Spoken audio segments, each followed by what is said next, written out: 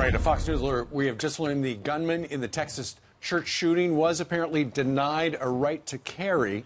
That news coming from Governor Greg Abbott. Who joins us now from Austin. Governor, how did you find that out? Is it because, and what were the reasons he was rejected? Right. Well, we found it out from Texas law enforcement, and he was rejected either because he didn't fully answer all the questions that are required to get a Texas gun permit, or he answered those questions wrong. That we still don't know. But obviously, the key thing here, I got to tell you, is the victims and the victims' families that we got to continue to focus on. It was just 10 hours ago that I left Sutherland Springs, where I got to personally visit with the victims' families. And I got to tell you, it was the heaviest moment that I have dealt with as governor of the state of Texas.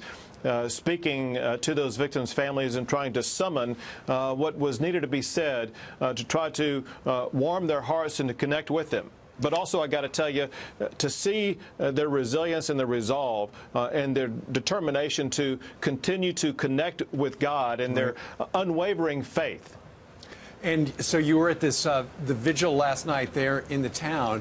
And I'm sure, Governor, the people who were there, the victims' families must have said, you know, you would think that a church would be the last place that you'd have to worry about something like this. Well, and they did say that. For one, they said this town would be the last place you would think it would happen, because the town, as you know, is very small. It just has several hundred citizens. And then they said, of course, a church should be the last place something like this would happen. I think that you will see information surface over the coming days that there is actually a connection between the shooter and this church. I don't think the church was just randomly attacked. I think there was a reason why the shooter chose this church at this particular moment in time. Yeah, we wanted to ask you about that. We had heard reports that the in-laws went there, his ex-wife's in-laws went there. Right, and I'm going to have to leave it at that. Listen, we need to leave it to law enforcement to be able to look into this unabated in their efforts to try to get to the root of all of this evidence. And I don't want to say anything that could trample upon their ability to get all the facts they need. Right. So having said that, you don't want to trample on their ability, but they do want answers as much as anybody. And to do that, we like to know somewhat of the connection. Do you believe that the gunman knew that most likely no one had guns in there? Was there a note to, like, leave your guns on the outside?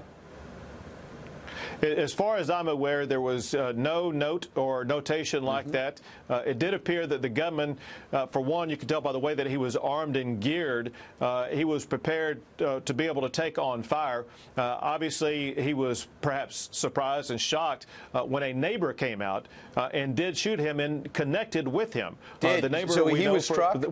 So the assailant was hit? The assailant was hit by that neighbor. We do have, at least I was told that by Texas law enforcement, before he got into the car and ran away. And it could have been the fact that he was hit by the neighbor's gunshot that caused him to drop his weapon. And here's what we don't know, and that is we know it was only moments later that he died. We don't know if his death was because of the neighbor's gunshot or a self-inflicted wound. Governor, you know, we've been reporting this shouldn't happen in a church, but I was downstairs talking with some people that work here that we all talk about our faith and we share the same beliefs. We were saying there's no other place we would want to go other than church, because I'm there asking for forgiveness. I feel very close to Christ when I'm there. So I'm trying to look at some positives here and know that those people are with the Lord now and experiencing eternity and no more suffering, no more sadness anymore. But on that note, did you talk to any of the people that were there when you were at the vigil? Any personal stories that you want to share with us from what happened inside the church?